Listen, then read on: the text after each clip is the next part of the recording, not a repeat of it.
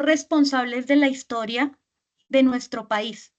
Porque si bien es cierto, muchos de estos conflictos no son totalmente nuestra culpa, sí nos influyen, sí nos afectan y sí nos tocan en nuestra vida.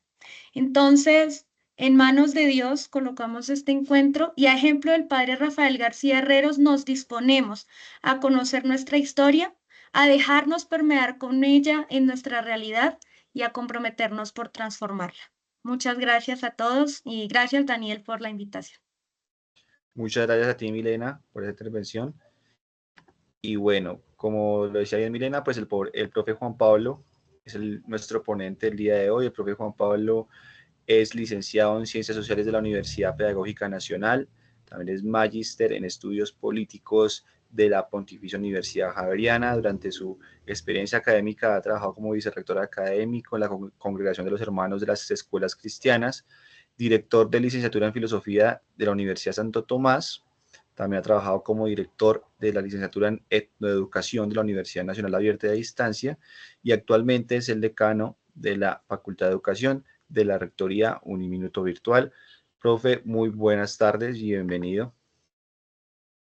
Daniel, Jenny, muy buenas tardes. Un cordial saludo para todos los que se encuentran aquí en sala, profesores, estudiantes de las dos facultades. Un cordial saludo también a mi colega Mónica, que también está aquí en sala. Gracias por la invitación. Y bueno, pues gustoso de estar con ustedes. Me alegra mucho que Jenny Milena esté recordando al padre García Herreros y hay una forma también muy bonita y literaria de recordarlo. En Noticia de un secuestro, del libro de Gabriel García Márquez, pues obviamente cuentan la historia de Colombia, una parte de la historia de Colombia, durísima, por cierto, y obviamente uno de los actores fundamentales para lo que sucedió en la década de los 90, la entrega de Pablo Escobar fue generada por el padre García Herreros, pero todo lo que significó también que él pudiera ablandar ese corazón.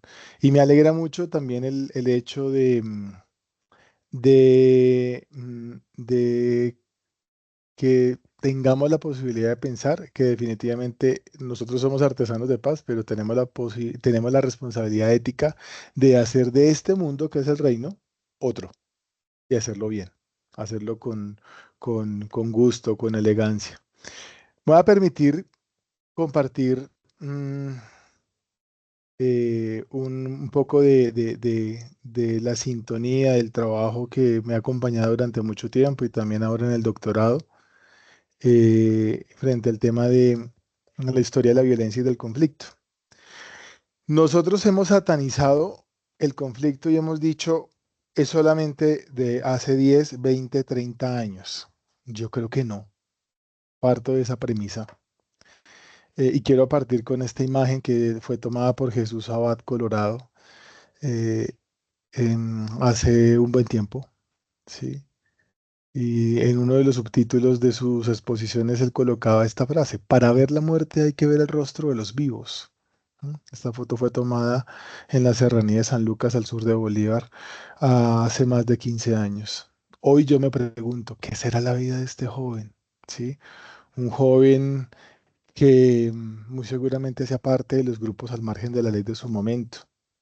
Yo era adolescente cuando hace 20 y pico de años o más eh, le preguntaron a Tiro Fijo cuando llegó a la desmovilización del Caguán, ¿no? Porque desmovilizaron todo un departamento, lo dejaron sin fuerza pública, ¿no? A la merced de la guerrilla.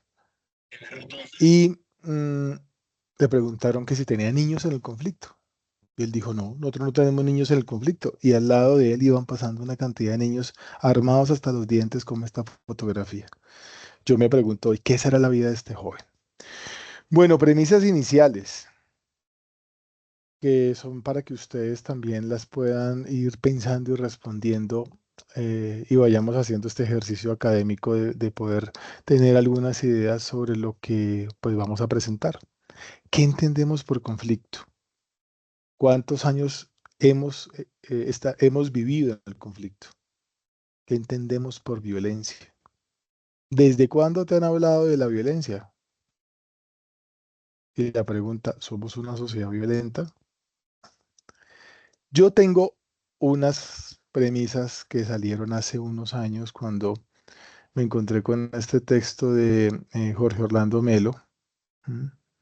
Para algunos no les gustan los escritos de Jorge Orlando Melo, para otros mm, puede estar muy sesgado, pero a lo largo del ejercicio él planteaba algo y es que definitivamente la violencia nos ha venido acompañando, y estoy casi seguro de eso, desde los momentos prehispánicos. Quiero utilizar aquí los mentefactos conceptuales con los que es más fácil explicar a veces los conceptos o las categorías. ¿M? Entonces, en la isordinada, en las definiciones, pues violencia sabemos que viene del latín violentia, ¿sí? Y donde nos dice que es una cualidad de alguien violento, ¿m? Alguien que utiliza la fuerza, bien sea verbal o física, ¿sí? Pasamos del dicho al hecho, ¿sí? En el contexto de Colombia, la categoría de violencia no puede ser universal a lo largo de un solo momento. Yo creo que nos ha venido acompañando desde la prehistoria y de la historia. Y es cambiante. Y es cambiante porque si yo tomo los primeros habitantes, y aquí quiero tomar uno de los grandes humanistas que ha tenido también este país, el profesor Karl Heinrich Lambeck, que fue vicerrector de la Universidad de los Andes, y tiene un libro bellísimo que se llama Los Muiscas. Y él nos dejaba ver que teníamos violencia indígena en su libro Los Muiscas, donde nos dice, mire, Colombia ha sido muisca toda la vida, eh, y hemos utilizado la violencia ritual, donde hay víctimas y hay victimarios, donde los dos se encontraban. Y la violencia no es un resultado de un cálculo económico, sino es una decisión basada en sentimientos, ¿sí? La ira, la furia, todo lo que se utilizaba para solucionar los problemas, entender la cosmogonía, entender la estructura política de estas primeras sociedades. Hace unos días se encontraron aquí en Bogotá, en la 72 y en Usme, varios entierros indígenas de un buen tiempo. Y muy seguramente en las urnas funerarias que encontraron los antropólogos del ICANN decían, mire, aquí tenemos un ejemplo de cómo eran nuestras sociedades violentas. Nuestras sociedades eran caníbales, ¿sí? En la sabana de Bogotá habían poblaciones que no podían verse, ¿sí?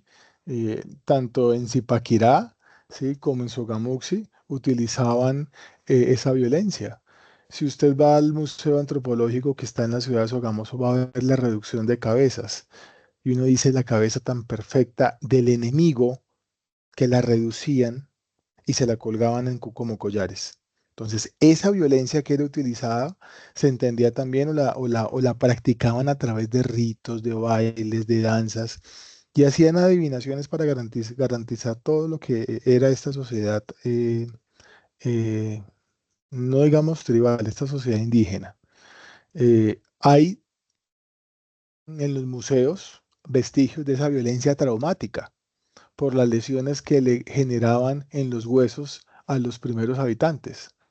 Si fue con lanza, si fue con fractura. Y hay formas también como se curaban. Yo los invito a que puedan visitar el Museo Antropológico en la ciudad de Sogamoso, que está ahora regentado por la UPTC. No se van a arrepentir cuando pasen por el Valle del Sol y del Acero. Pasamos a un segundo momento que fue el momento de la conquista. ¿Y quién no me va a decir que aquí utilizamos la violencia desde la autoridad española sobre toda la comunidad indígena, la forma del sometimiento y cómo los convirtieron a punta de lanza, ¿sí? A punta de violencia.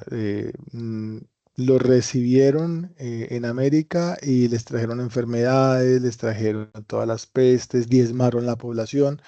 Todos los grandes historiadores de este momento de la conquista usted puede encontrar en todos los relatos, incluso en algunos escritos de los dominicos que acompañaron todo este proceso, de cómo diezmaban la población, cómo llegó a ser una cuarta parte de la población eh, en América Latina.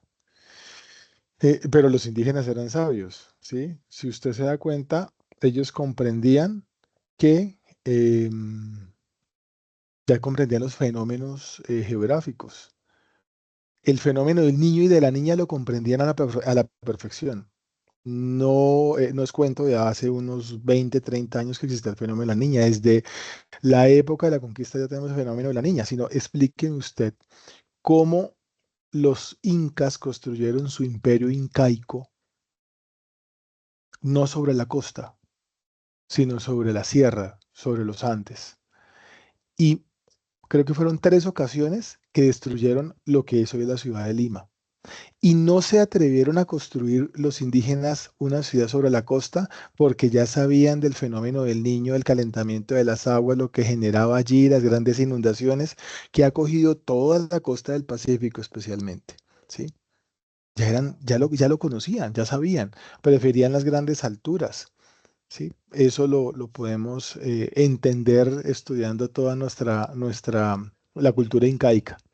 Nosotros en América Latina, los muiscas no alcanzamos a hacer una cultura, alcanzamos a hacer una subcultura. Nos faltó mucha organización como los incas, como los mayas o como los aztecas, pero todo la subcultura muisca se puede extender desde el Tayrona perfectamente hasta Leticia. Eso lo dice el profesor Carl Henry Lackman. Entonces, démonos cuenta que aquí ya hay otro fenómeno de violencia. La colonia. Entre este periodo, 1560 y 1810, toda la guerra de los Pijaos, los Yariguíes, los Panches, los Colimas, los Chocó, los Guayú, Alivas, entre muchas comunidades indígenas. Nosotros a veces olvidamos que hay humanistas, hay historiadores, hay buenos antropólogos o hay personas que han escrito sobre Colombia. A mí me llamó mucho la atención el texto del profesor Wade Davis, Magdalena, donde hace un recuento maravilloso del Río Grande de la Magdalena, pero desde su desembocadura y luego se va al nudo de los pastos y comienza a contar toda la historia indígena y todo lo que significó esta práctica de violencia también en este momento de la historia. Eh, este momento de la historia fue muy violento, ¿sí? Cómo utilizaban, como lo que ellos cuentan, el perro como una forma de presa, la muerte por empalamiento, el ahorcamiento, la decapitación, la violación de las mujeres y la quema de las casas y los cultivos. La quema de las casas y los cultivos era una forma de marcar un territorio. Y lo hacían las comunidades al lado del Magdalena, al lado del Cauca, en las diferentes ubicaciones geográficas que nosotros tenemos. Entender la geografía de Colombia también nos permite entender cómo es nuestra historia, ¿sí? Hoy en día, qué pena, voy a utilizar la ironía, siempre me ha acompañado a lo largo de la vida, pero díganme cómo van a conectar un metro o un tren elevado que lleve del Pacífico hacia el Atlántico y conectar con los llanos orientales. Si tenemos enterrada toda la infraestructura ferrocarril en Colombia. Si la utilizamos hasta 1950-60 como debía ser, y hoy en día en Colombia y en Bogotá debimos haber utilizado esas vías férreas para construir las primeras líneas del metro. ¿Ah? Las grandes ciudades, hablo de aquí en Latinoamérica, Santiago de Chile y Buenos Aires, han utilizado su línea férrea para construir los metros y hacia las afueras de las ciudades construyeron trenes de cercanías y funcionan a la perfección, ¿sí? Nuestra geografía es más, imagínense, es más caro traer un producto desde el puerto de Buenaventura al centro del país que colocarlo desde el puerto en Valparaíso, en Chile, y traerlo hasta Buenaventura. Eso es más barato, este trayecto de días, al trayecto de horas que tienen que cruzar, porque tienen que trazar o para llegar al centro del país tienen que cruzar 3 cordilleras. El otro momento de la historia, la independencia. Pues mire toda la violencia política que fue justificada por los patriotas con esa argumentación española del derecho a la rebelión, el derecho a crear una república independiente. Nosotros adoramos mucho la muerte, ¿no? Si uno vaya al puente de Boyacá y mire todo lo que significó, toda la forma de recordar la muerte, en todos los monumentos que usted encuentra, ¿sí? Y es una forma violenta. Si usted va a recordar y a caminar el monumento de los lanceros en Paipa, ¿sí? Eh, hasta la batalla de Boyacá, aquí a hora y media de Bogotá, en el puente de Boyacá, estamos recordando toda una cultura de la muerte y una cultura violenta. Dejé en blanco y de aposta el otro momento de la República. Dígame usted si después de la independencia y todo este momento de la República nos hemos matado políticamente, ideológicamente, todo lo que, la tristeza misma del mismo Simón Bolívar. Yo pienso que Bolívar no se murió del momento de lo que dijeron, sino también de la piedra que le dio, de ver que todo su proyecto al día después se encontró con que no había instituciones, no había educación. ¿Sí? No había forma de llegarle a formar ciudadanía en ese momento a la población. Y obviamente había un contexto de violencia brutal. Un primer momento de los años de la paz y la violencia, ¿sí? Lo define Jorge Orlando Melo de 1903 a 1950, que es toda la disputa ideológica de los proyectos sociales, el conservadurismo, el liberalismo, la preservación del orden, toda la tradición religiosa, toda la tradición masónica que también nos ha acompañado, ¿sí? Lo podemos ver incluso en parte de nuestros símbolos, eh, la generación de símbolos para representar un nacionalismo, la moneda, el himno, el escudo y demás. Esto nos da cuenta también de una violencia. Y esa violencia electoral que empieza a darse con una fuerza bestial. Pierde el gobierno conservador, hay una constitución y se genera otro gobierno liberal. Empezamos a ver una violencia partidista.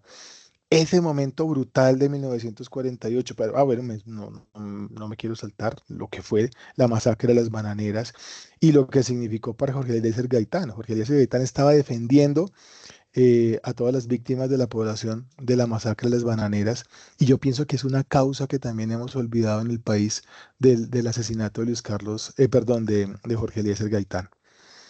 Toda la participación de la iglesia en política entre 1910 y 30, dando a conocer que ser liberal era un pecado.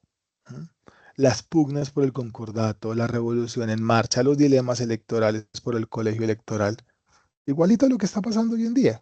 ¿Sí? No nos han aprobado todos los códigos electorales. Yo pienso que en buen momento para poder entender también los sistemas de pesos y contrapesos que hoy tenemos en el país. Y bueno, y hay que decirlo, por lo que le está pasando a los vecinos del lado, ¿sí? Eh, mm, Fenomenal, un hecho ciudadano, independientemente de la posición política, pero que María Corina se haya amarrado los pantalones y haya dicho, me levantan las actas, y las actas en físico es la prueba contundente de que ganaron. Brutal, terrible, que un país como el nuestro hoy esté diciendo que, no, que solucionan el problema, pero que hagan otras elecciones. No, ya ganaron y hay que respetar ese voto popular. Lo que no ha entendido el país en ese momento, en esta situación en Venezuela, pues es toda la pugna de una dictadura cooptada por las fuerzas militares que deben estar al servicio de la ciudadanía.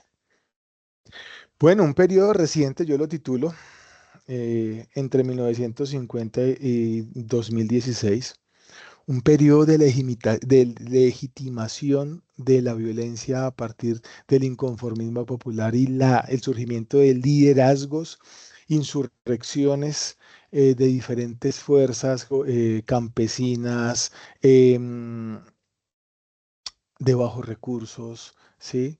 Eh, Incluso algunas guerrillas que fueron gestadas desde el principio de la teología de la liberación, con fuerzas también indígenas, FARC, ELN, M19, PL, Quintín Lame y todas las que hayan aparecido a lo largo de esta historia. Y dejé ahí, porque es un periodo que ahorita lo vamos a tratar, donde se han venido presentando 10 de los grandes 12 momentos donde hemos buscado procesos de paz en Colombia.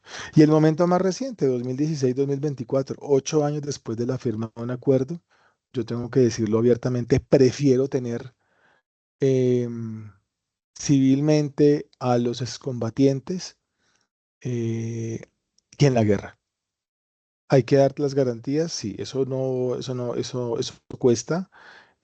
Hay que buscar la forma que ellos se vindiquen en una sociedad, que les quiten el alias, porque lo primero que hacen a un joven, a un señor, a una chica, a una mujer cuando sale de la guerra es darle su reconocimiento y es la cédula de ciudadanía, porque han estado en el paraestado, bien sea la guerrilla, bien sean los paramilitares y ahora todos los grupos al margen de la ley. Entonces, ¿qué quiero decir con este primer momento de este fenómeno de la violencia? Nos ha venido acompañando y nos ha venido acompañando para construir un proyecto de país.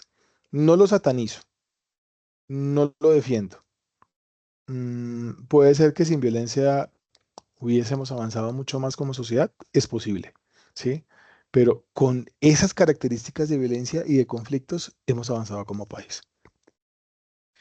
El padre Pacho Berrú, jesuita él, eh, sacó en el 2016, 2017, sí, sí, no estoy mal, 18, perdón, el libro La audacia de la paz imperfecta. Yo me tomé la molestia de resumirlo y entender cuatro de las grandes categorías que él trabaja por paz. No voy a leer las definiciones de paz, pero son diferentes a conflicto, a justicia, a reconciliación, a perdón.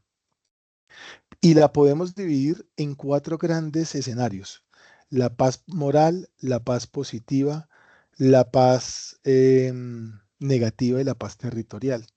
Esta primera paz es la paz de nosotros, educadores formados en este momento y formando también en diferentes carreras, porque aquí es una paz ética, una paz que no es gratuita, una paz que no es religiosa, es un deber moral que nos obliga a escoger, a discernir, a actuar desde lo que se haga posible en el valor de la paz, donde yo tengo responsabilidades morales significativas de responder por la vida del otro. Lo que estaba diciendo Milena, ¿sí? Este reino es otro. Si yo lo trabajo para que el otro también viva, esa otredad es importante en esa paz moral. Aquí construyo caminos necesarios desde la ética, desde la dignidad humana, desde el respeto a la vida en cada una de sus manifestaciones.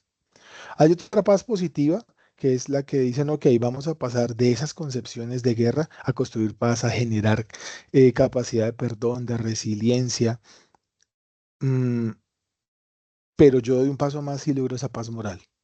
Como también hay una paz negativa. Listo, firmo el acuerdo de paz, pero sigo generando división. Lo que hemos visto hoy con las segundas, terceras marquetalias, nuevas disidencias, clanes X, Y, Z, están situados en este momento de esta paz negativa. Porque no han olvidado la capacidad que tienen para odiarse y para destruirse, para someter y para humillar. Ahora lo vamos a ver en los gráficos que nos presenta la Fundación Paz y Reconciliación de cómo está el conflicto hoy en día en Colombia. Y la paz territorial. Yo no puedo construir ni la paz positiva ni la paz moral si no hay paz territorial. Por eso fue tan importante, y a mí tengo que confesárselo, me dio mucha tristeza cuando se desmovilizaron las FARC en el 2016 y llegaron a diferentes territorios. Yo, si hubiese estado en el gobierno, en pie del presidente, lo primero que digo, hay que construir mini ciudades para que esta gente llegue y no llegue a construir. Ellos llegaron a construir en las zonas veredales sus territorios, a hacer cambuches, a construir plazas públicas, escuelas, hospitales. En las 23 o más zonas que hay en este momento, hace 8 años debió haberse generado toda una política de generar una paz territorial. Si no hay territorio, si no se les busca también una posibilidad económica de restauración, a esos victimarios van a volver a la guerra. Pero también la restauración de las víctimas. Les reconozco al gobierno nacional hoy en día, en cabeza del señor presidente, que esté titulando eh, grandes terrenos para las víctimas que han sufrido eh, todo el conflicto armado y toda la violencia que tiene el país.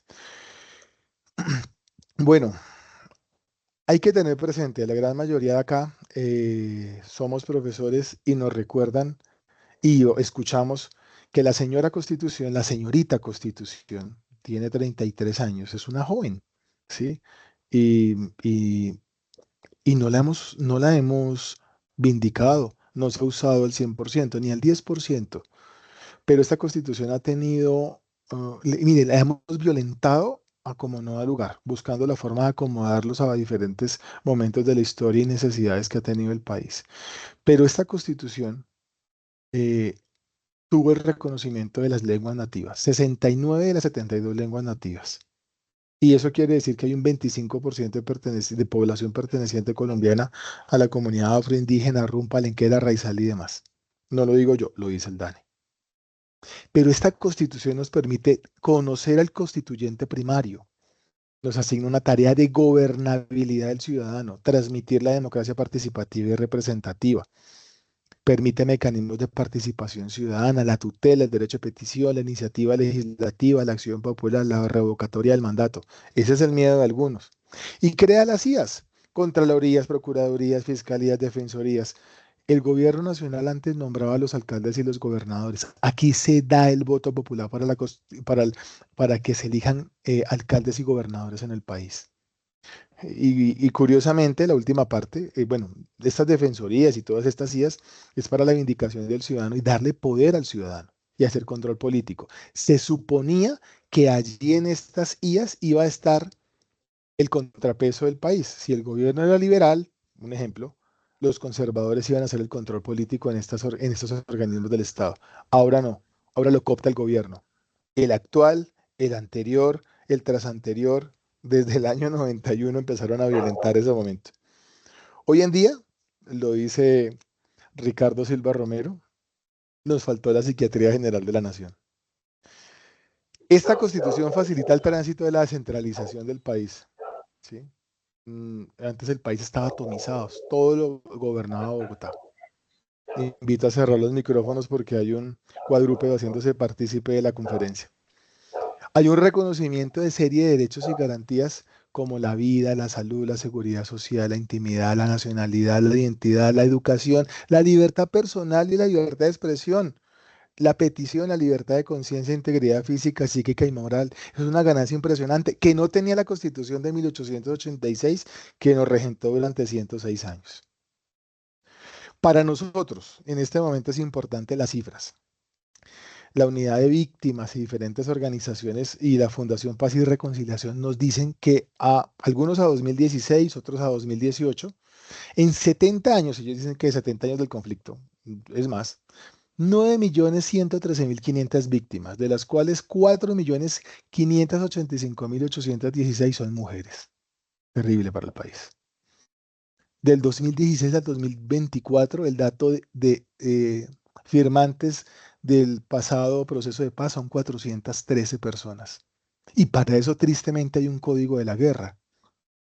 Se han asesinado entre ellos mismos. Y lo más triste, en ese código de la... No, lo más triste es que prácticamente los dejan que organicen sus familias, no les tocan a sus familias, pero sí tocan al liderazgo de estos jóvenes y mujeres, hombres y mujeres que han firmado el proceso de paz. Homicidios, entre el 85 y el 2018, 450.000 personas perdieron la vida por causa del conflicto armado. Y los homicidios, dice de Paz y Reconciliación, pueden ser 800.000 víctimas. O sea, tenemos enterrados 350.000 víctimas y no sabemos quién fue. Eso es un municipio aquí cercano como Chía. La década con más víctimas, entre el 95 y el 2004, estábamos cooptados por los grupos al margen de la ley. Y el 45% de las víctimas fueron 202.213. Y miren los cuadros de responsabilidades. Paramilitares 45%, guerrilleros 27%. Las demás, las que hemos visto, agentes estatales, 12%. Aquí hay un gráfico tomado el día de ayer de la Fundación Paz y Reconciliación, que este mapa a mí me preocupa. En los mapas de calor que ellos tienen, que son muy buenos, se han acompañado los estudios que ha venido haciendo Ariel Ávila en Detrás de la Guerra, de la Violencia en Colombia, en sus textos de liderazgo. Clan del Golfo, ELN, Estado Mayor Central, Segunda Marquetal, Autodefensas, Los Caparros, EPL, el resurgimiento y la reorganización de la guerra. Y en este momento, pues hay que ver la fuerza militar cooptada. Lo vimos la semana pasada cuando dijeron, no, es que la Guardia Indígena tuvo a estos militares, más de 100 militares. Los jóvenes militares que estaban allí no actuaron, porque sabían que se les armaba la de Troya si ellos prácticamente hacían hacían el uso de la fuerza. ¿No? Pero eso se llamaba secuestro, eso no es retención, eso es secuestro lo que pasó. ¿Sí? Presencia del Clan del Golfo. Mire cómo estamos cooptados, porque detrás de esto ya hay una comercialización de la guerra desde hace mucho tiempo. Perdimos los carteles de Cali y Medellín, nos los cooptaron otros clanes internacionales, ¿no? De México, de Brasil, hasta árabes tenemos. Y hoy en día, Clan del Golfo. Esto es datos a 2024. ELN. A mí sí me preocupa ELN nuevamente en el Pacífico y me preocupa mucho en la frontera. ¿Mm? El silencio y lo que impera. Además que considero que el ELN ha desaprovechado todos los momentos que ha tenido para construir los procesos de paz. Los ha desechado y ha terminado de una forma violenta. En el 2019-2018 fue la bomba aquí en la escuela militar. Pero todo lo que ha significado en norte de Santander, en Arauca y en Bichada, preocupa muchísimo. El resurgimiento de la guerra en el Catatumbo, ¿sí? No se ha apagado. Es que estamos de cabo a rabo, diría mi abuelita, de norte a sur, desde La Guajira hasta Guainía. Súmele por el otro lado, parte de la Orinoquía, parte de la cordillera, el Piedemonte y la Amazonía, la segunda Marquetalia, ¿no? Que otra vez 65 municipios es mucho. Otra vez el Caquetá. El Caquetá ya vivió hace 20 años las crueldades de la guerra. Y para recordar y tomo el último proceso, o sea, vamos del 2014 al 2024 en 3 procesos fallidos con el ELN. Y no han querido hacer la paz. Se han burlado del país, no se han burlado del gobierno, ¿sí? Que el gobierno hasta les colocó una persona que vivió la guerra como era grave, ¿sí? Que es vocera del gobierno nacional, para sentar y que fuera mucho más fácil la negociación con el ELN. No han querido entender. Pero mire que desde el 82, en un gobierno conservador como el gobierno de Belisario Betancur, comenzaron a decretarse todos los procesos de paz. Yo pienso que fue un gobierno que le abrió, pues obviamente en el gobierno de Belisario tuvo 2 crisis brutales en una semana, el Palacio de Justicia y Armero, ¿sí? Pero la voluntad de negociación de Belisario fue abierta. Empezar a negociar con las FARC, luego un segundo proceso con algunos acercamientos del M-19 en el gobierno ya de Virgilio Barco, que logró esa desmovilización. La primera década, perdón, los primeros años de la década de los 90, con el EPL Quintín Lame, esto lo dejó gobierno de Virgilio Barco y lo siguió el gobierno de Gaviria. Luego, una corriente brutal y sanguinaria, la corriente de renovación socialista entre el 93 y 94, que le correspondió a Gaviria también, esa desmovilización. Finales de la década de los 90 en el gobierno Samper con el ELN y no se pudo hacer nada. Luego vino el tan nombrado proceso de paz que se le apostó mucho como país, pero murieron muchas personas de la sociedad civil, religiosos, Monseñor Isaías Duarte Cancino, que le levantaba la voz perfectamente a las FARC y le decía, así no. El gobierno Pastrana, tengo que reconocerlo, eh, tuvo un muy buen proceso de paz porque fue aquí en el Caquetá, pero le dieron muchas prebendas, o sea, darle la prebenda territorial a las FARC fue el peor error que pudieron haber cometido, además porque nos dejaron sitiados en el 2002. Luego vino un proceso con Pastrana también, nuevamente con el ELN. La administración Uribe le dio durísimo a las FARC, ¿sí? Los minó, pero se sentó a negociar con el ELN. No se pudo hacer mucho. Luego se sentó a negociar con las Autodefensas Unidas de Colombia, toda la historia que ya conocemos, y vino el proceso de Santos en su segundo gobierno, especialmente porque fue el caballo de batalla de su segundo gobierno, el proceso de paz con las FARC-EP. ¿Había que desmovilizarlos? Sí. ¿Había que generar nuevos procesos y reincorporarlos? Sí. Eso es benéfico en un Estado social de derecho como el nuestro, hay que hacerlo.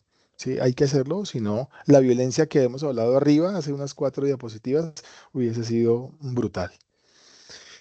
¿Qué creo yo? como maestro, como formador, como humanista, que debemos transitar esta escala de capacidades. La escuela nos dejó el ser, saber y saber hacer, pero nos faltó el saber hacerme, saber hacernos y saber construir país. He ahí el meollo del asunto. Ahí estamos en este proceso de construcción y de formación ciudadana. Y me encanta el concepto de capacidad más allá de competencia, que nos recuerda siempre Marta Nussbaum y el profesor Guillermo Hoyos Vázquez y Amartya Sen. Aquí es donde quiero llegar. Oiga, ¿hay que llegar a este proceso de reconciliación? Sí. La reconciliación no es empatía, lo dice la construcción conceptual que les tuve para este escenario. No es confianza, no es identidad grupal, no son relaciones intergrupales, no es perdón. Pero la reconciliación y todos estos son procesos biopsicosociales. Obviamente la reconciliación implica que es un medio para eliminar las diferencias, para bajar el conflicto, para trabajar en la contención y vivir las diferencias, lo dice Angélica Redberg. Y se ha definido diferentes perspectivas. Estas que usted ve en la infra, procesos personales, colectivos, sociales, que son lentos, pero de reconstrucción de confianza, y procesos gubernamentales. Obviamente, esta reconciliación nos lleva a una capacidad de controlarnos nosotros mismos en presencia de los adversarios. ¿Mm? Hay un libro maravilloso de un ex general, yo no sé si ya se moriría el general Álvaro, y decía en uno de sus libros, no sé si fue almirante o fue brigadier, no me acuerdo en este momento, pero decía, yo no tengo enemigos, yo tengo adversarios. Y eso es muy importante en la guerra recordarlo. Tenemos adversarios, pero no enemigos.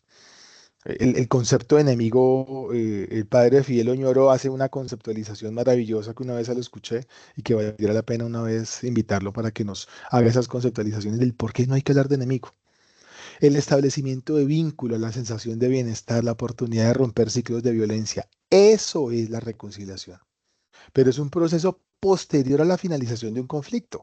Cuando nos vamos a colocar de acuerdo, cuando yo ya he tenido un nivel de perdón. Si aquí no se da el perdón, grave. Y este sentimiento parte de un proceso individual e íntimo y que va a llevar también a estos procesos generales que aquí nos estamos encontrando. Les voy a dejar a manera de recuerdo ese enlace de uno de los hijos de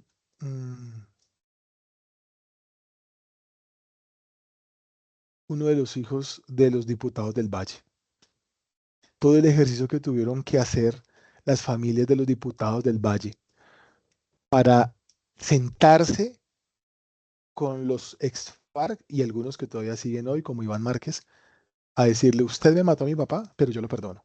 Usted me dejó huérfano. Usted me dejó sin la posibilidad de que mi papá me fuera a visitar a la universidad y recibir mi grado. Ustedes me lo mataron. Y la forma tan brutal como lo recibieron en unas bolsas meses después. Pero volver y levantar esa herida y generar perdón es impresionante lo que podemos encontrar. Usted puede googlear ahí y colocar hijos diputados del Valle y va a encontrar todas las crónicas habidas y por haber. Esta reconciliación de la que estamos hablando, yo pienso que nos abarca esta escala de justicia. Obviamente, había que crear una justicia transicional para colocarnos de acuerdo en un momento del conflicto. Lo han hecho en diferentes momentos de la historia, en diferentes regiones, en diferentes países, y ha sido benéfico. Y pienso que la justicia transicional en este momento, para sentarse con la Comisión de la Verdad, ha sido un ejercicio fuerte, contundente, para llegar a la verdad. ¿Sí?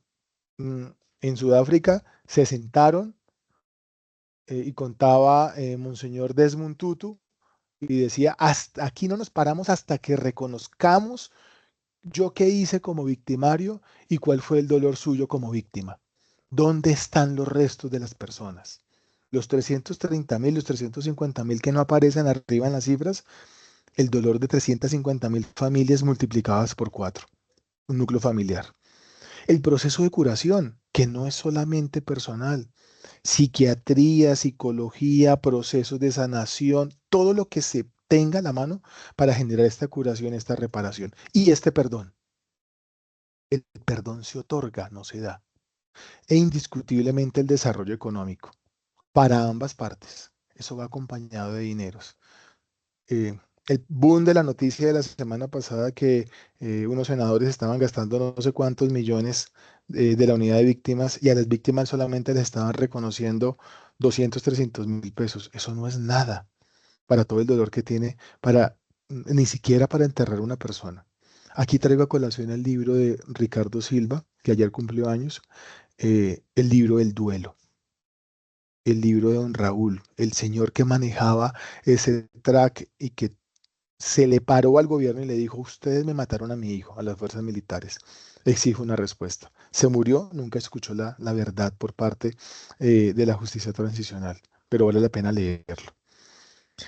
Y bueno, nos trajo la Constitución Política del 91 la comprensión de la democracia deliberativa, más allá de las otras democracias, de la participativa, de la representativa que está en la Constitución, de la electrónica, la vertical, la antigua, la moderna, la refrendaria, pero esta democracia deliberativa la construimos en asambleas de ciudadanos, diálogos nacionales, escuelas de formación política, mecanismos de participación ciudadana, fortalecimiento de la sociedad civil y la oxigenación de los partidos políticos. Si no sacamos a los congresistas más allá de 2 periodos y que vayan a su feliz descanso y no se atornillen el poder, eso lo deberíamos generar nosotros como fuerza ciudadana, como ciudadanos que somos y habitantes de este país. Dato, y hay que darlo. Subimos el umbral electoral al 60% en las últimas elecciones. ¿Qué pasa con otro 40% que no vota? Obviamente necesitamos entender los dilemas morales en la escuela, ¿sí? Luis Ramos es un antiguo miembro de la guerrilla. Ha cometido varios actos violentos. Ha dado muerte a 5 personas en total, incluyendo a Enrique García, un hombre común, que se le dijo que había sido con una severidad de crimen, o sea, con sevisa también. Estos actos violentos fueron planeados por superiores. Él solo ejecutaba órdenes. Mira el factor de responsabilidad. Ahora Luis debe reintegrarse a la sociedad civil, pero nunca se ha presentado a la familia García para pedirle perdón. El factor de disculpa. Si usted fuera miembro de la familia García, ¿en qué medida usted estaría dispuesto a perdonar? Es una pregunta de dilema moral que tenemos que colocarnos en todas las posiciones para poder entenderlos. Y la escuela debe llevar a dilemas morales. ¿Y cómo estamos en competencias ciudadanas? Mal, terrible, lo que más mal nos va en el país, tristemente. Ejemplos de esto. Miren la final de la Copa América. Qué vulgaridad, qué oso, qué oso. ¿Mm? Lo que vimos en Miami. Y con la representatividad del presidente y presidente de la Conmebol y de la FIFA, perdón, de la Federación Colombiana de Fútbol. Qué vulgaridad.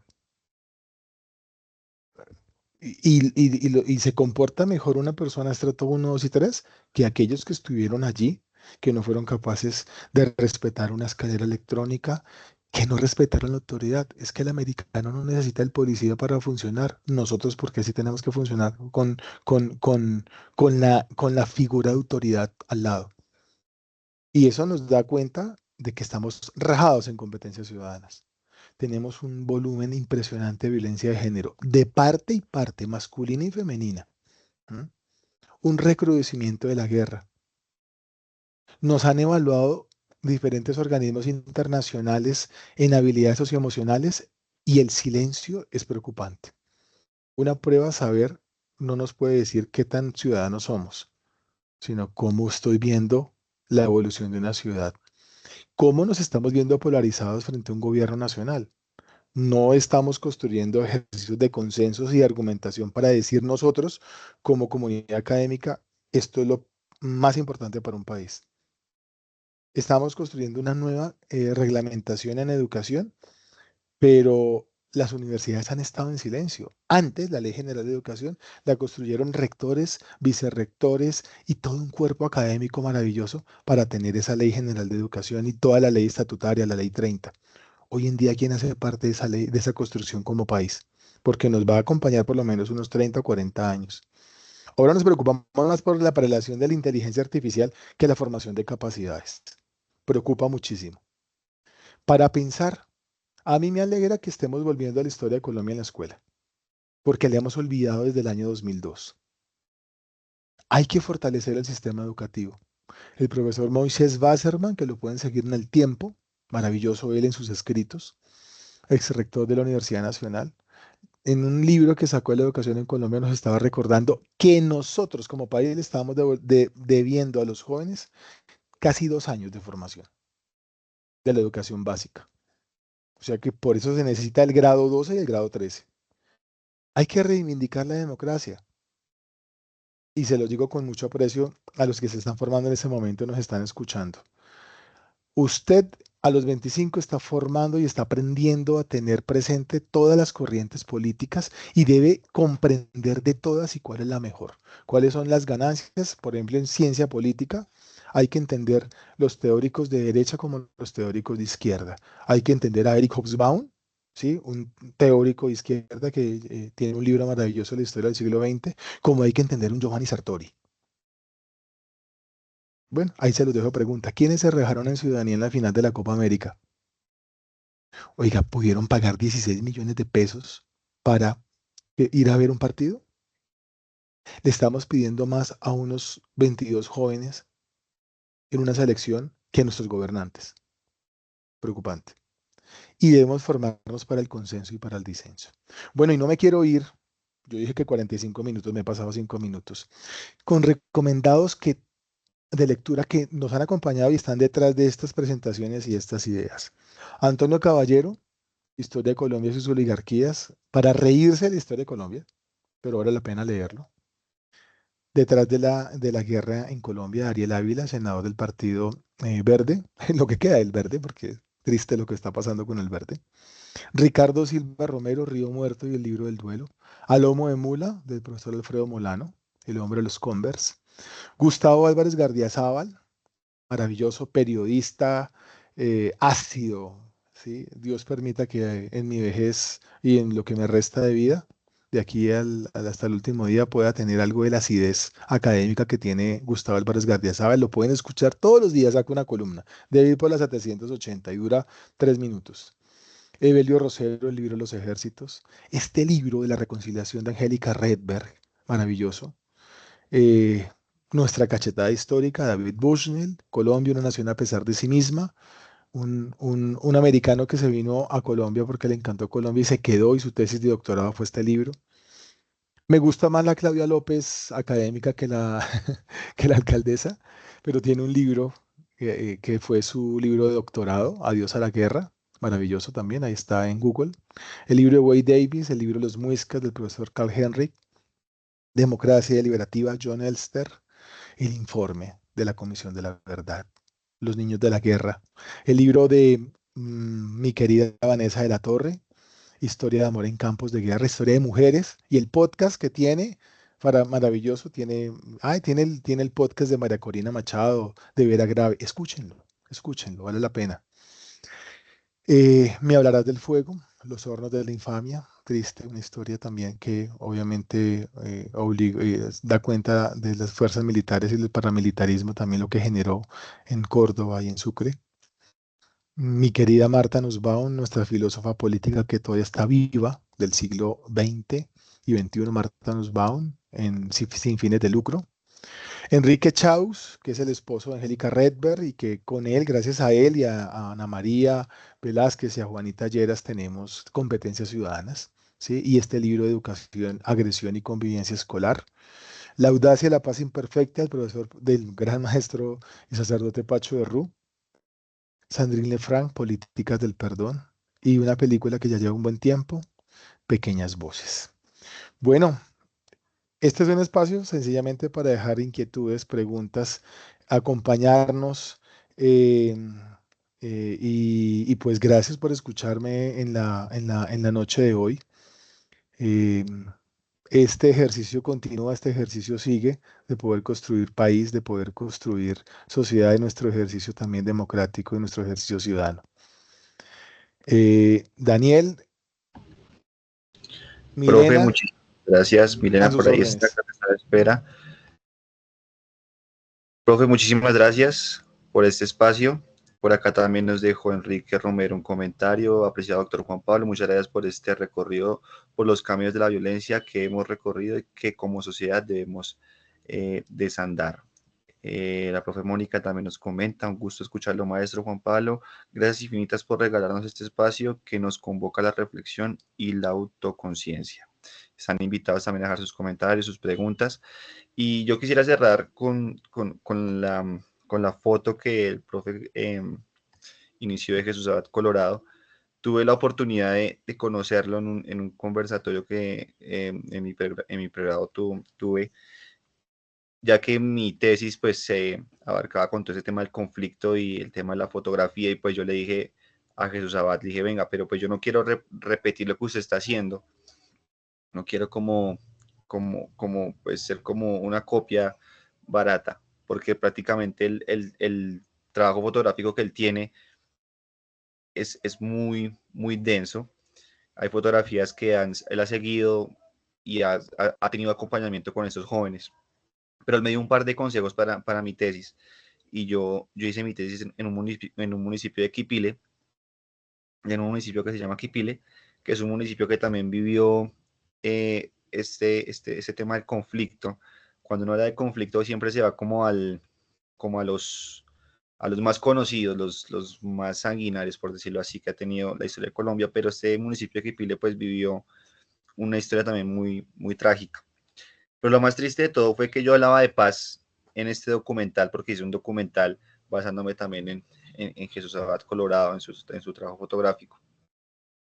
Y obviamente conseguir personas que le quieran hablar a uno del conflicto, de cómo han perdido su familia, de cómo perdieron a sus hijos, pues no es nada fácil. Pero el documental se realizó y fue un éxito, pero lo más triste de todo fue cuando me llaman a mí y me dicen como que tengo que bajar el documental de YouTube, porque la familia estaba recibiendo amenazas. Entonces yo dije, ¿cómo así estoy hablando de paz? Supuestamente en el documental ellos están diciendo que ya están tranquilos, que ya no hay violencia, pero como bien mencionaba el profe, después de 2019, 2020, pues se desatan también como todas estas disidencias y llegan a estos territorios de nuevo, y pues les llegaron amenazas hasta a dos familias, las cuales entrevisté. De hecho eran anónimos, porque pues este tema de estos testimonios era un poco complejo. Entonces me hizo acordar de mi proyecto de grado, de cómo pues yo hablaba de paz, y pues esa paz negativa que el profesor hablaba, pues lastimosamente tengo ese documental ahí guardado, no sé qué hacer con él. Quisiera que lo volvieran a ver, pero pues no sé si la integridad de estas personas vuelva como a estar en riesgos, como una duda que me ha perseguido en estos últimos años. Pero vale la pena compartirlo, Daniel, ¿sí? Porque hace parte de esa paz moral, claro, con el respeto de la familia y con las debidas autorizaciones, pero eso nos va a generar no solamente procesos de formación de ciudadanía, sino también generar reconciliación. Usted solamente en ese ejercicio sabrá si hay perdón y hay reconciliación por parte de la familia. Rafa, Buenas noches a todos, jefe. Buenas noches, estudiantes, profesores. Yo estaba en clase, pero estaba conectado también por el celu y quería participar y decirte que me encantó esa cronología y ese resumen tan rápido. Yo lo toco rápidamente en Constitución Política. Y yo qué diría, me encantó ese proceso, ¿sabes, jefe? En que haces una retrospectiva entre el proceso que es tan necesario, que es aprender a analizar que la paz no solamente es de un gobierno, sino de todos, ¿cierto?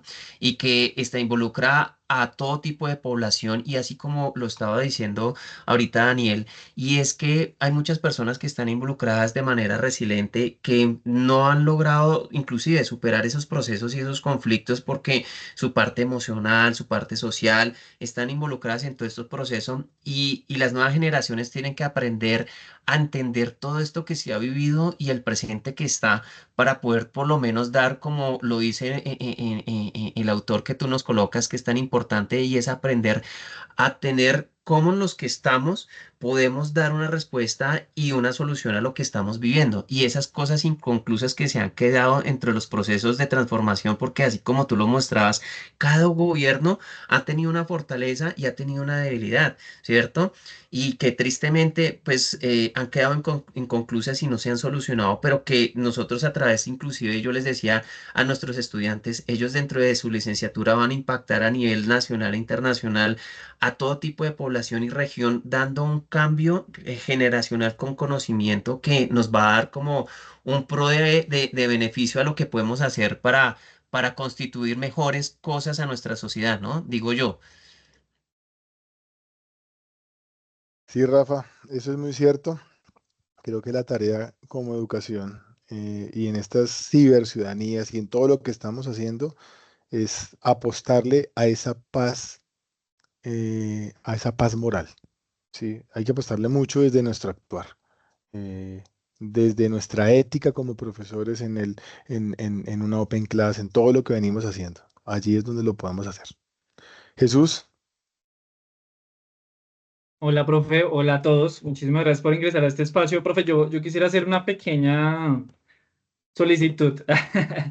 El tema, pues si bien nos habla mucho del entorno social colombiano, desde la experticia del profe con Uniminuto, y pues de alguna manera también con eso que y nos identifica a nosotros desde la identidad misional, que es precisamente esa responsabilidad social, ese compromiso con la transformación social, desde lo que el padre desde su legado nos ha enseñado y ese compromiso que de alguna manera nosotros, los colaboradores y los estudiantes que se vinculan a la institución asumen de manera directa o indirecta. ¿Cuál sería esa tarea desde ese tinte, desde ese marco del pensamiento del padre Rafael García Herreros, esa invitación directa y concreta para nosotros como colaboradores y estudiantes de Uniminuto? yo creo algo y es que el padre García Herreros fue un irreverente total y hay que llevar la contraria, académicamente hablando. Se lo digo, se lo decía yo al equipo esta mañana en una reunión. Si me cierran una puerta, me abro una ventana. Busco la forma de abrir oportunidades, abrir caminos. Si me dan un no como respuesta, le tengo segunda posibilidad. Y en el ejercicio académico eh, hay que llevar la contraria. Eh, Pienso que es un ejercicio muy bonito. Y el padre fue muy claro desde la posición también, desde la teología, y lo llevó en escenarios sociales. ¿Sí? Nosotros tenemos una tarea como país de generar un proyecto político de país. Y hay que darnos a esa tarea de impactar la política pública, de impactar la sociedad civil. En lo que estamos haciendo, buscar todas las conexiones habidas y por haber. Vindicar la democracia. Hay que creer en la democracia. ¿Sí? Es lo más imperfecto posible que tenemos como sistema político, pero lo más cercano. ¿Sí? Nosotros no tenemos lo que están viviendo nuestros hermanos venezolanos, que son de nuestra misma sangre, de nuestro mismo tronco, viviendo una autarquía, viviendo una dictadura, viviendo una cooptación del poder, ¿sí? Donde la levantada de mano no vale. O sea, el país, hermano, no puede, o sea, yo me levanto todas las mañanas cuando se me acaba el sueño, 3 de la mañana, a ver qué ha pasado en X o qué nos dicen o qué hay de noticias en diferentes portales que nos puedan decir qué ha pasado en Venezuela, ¿sí? Aquí también nos llevan a esos escenarios de comprender siempre lo que hacemos y generar nuevas opciones como país.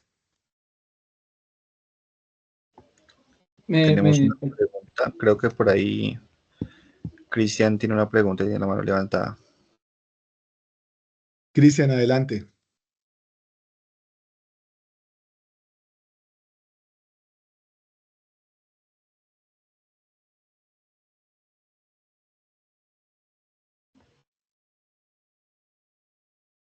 Bueno, ya lo bajo. Activó el micrófono, pero no, como que está hablando, pero no,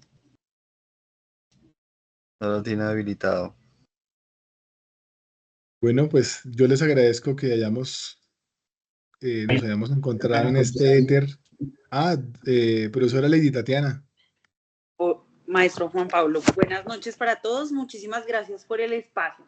Bueno, escuchando varios de los elementos que precisamente nos presentabas y nos compartías, muchas gracias por los libros. Creo que es uno de los elementos más bonitos para incorporar y para invitar a nuestros estudiantes también a ver desde diferentes perspectivas la historia de nuestro país. Y creo que es algo que como licenciados y como maestros cada vez más necesitamos insumos y ver diferentes perspectivas, Juan. Cuando ahorita mencionabas que estábamos en deuda, yo soy consciente como maestra de ciencias sociales que estamos en deuda con la enseñanza de la historia en la época primaria y secundaria. Y tengo una pregunta muy grande, Juan, porque en este momento que tengo la gran posibilidad de acompañar diferentes estudiantes, noto que muchos tienen vacíos muy grandes en historia, en geografía, en elementos coyunturales de nuestro país.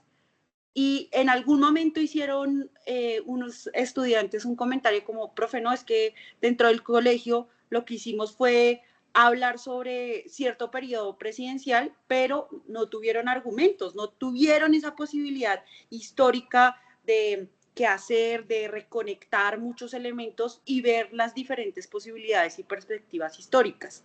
Desde tu quehacer, como papá, como docente, como líder de este gran proyecto de ciencias sociales y de educación, ¿cuál crees que podría ser ese granito de arena que nosotros como licenciados, más allá de revictimizar, más allá de reivindicar, podríamos darle a la enseñanza de las ciencias sociales?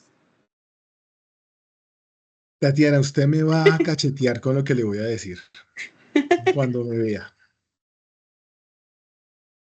El Ministerio de Educación Nacional sacó hace 15 años una apuesta muy significativa para dar a conocer la historia, porque se estaba perdiendo en el país y se está perdiendo. Y sacó a la cevichica y al profesor Superó. ¿Usted se imagina si comenzáramos nuestros ejercicios académicos dando en 15 minutos una connotación de historia y un recorrido de historia acompañado de algunos de los textos que aquí están referidos? Me faltaron muchos. Yo me iba acordando entre estos días para organizar la presentación y siempre voy a recomendar y siempre me van a ver acompañándome de un texto y esos ya se leyeron.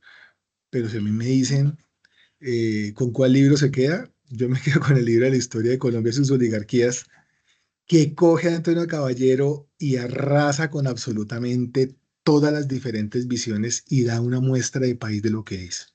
Y terminaría con el libro de Wade Davis, de Magdalena. Te lo recomiendo.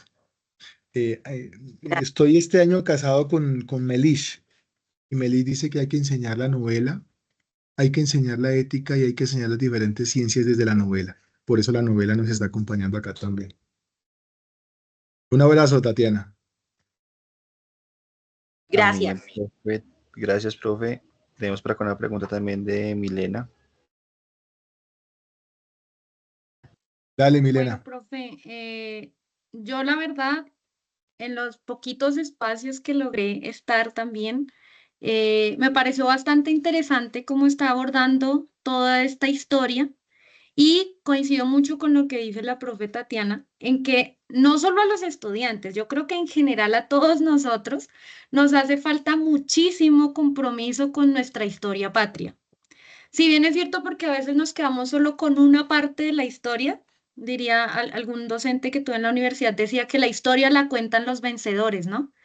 Pero quienes perdieron en cada guerra, pues no pueden contar su historia. Entonces siento que también es un llamado a todos nosotros a comprometernos más con la historia desde diferentes perspectivas, desde diferentes ámbitos y desde diferentes contextos. De verdad, profe, muchísimas gracias. Siento que este espacio ha sido muy enriquecedor. Hablo como estudiante de la maestría en educación inclusiva e intercultural, pero también hablo como una colombiana, porque siento que nos tenemos una deuda con nuestra historia y estos espacios justamente nos hacen replantearnos ese conocimiento. Gracias, profe. Con el mayor gusto. Y bueno, un buen café, una buena cena y gracias por dedicar este espacio también para hacer esta reflexión. Y bueno, ahí quedó grabado también lo que necesiten con el mayor gusto. Igualmente, este también va a quedar colgado en YouTube. Entonces, para que cuando lo quieran repetir o lo puedan compartir, pues la idea también es difundir este contenido. Entonces, muchísimas gracias a todos por compartir este espacio. Muchas gracias y buena noche. Chao. Hasta luego. Hasta luego. Gracias. Buenas noches.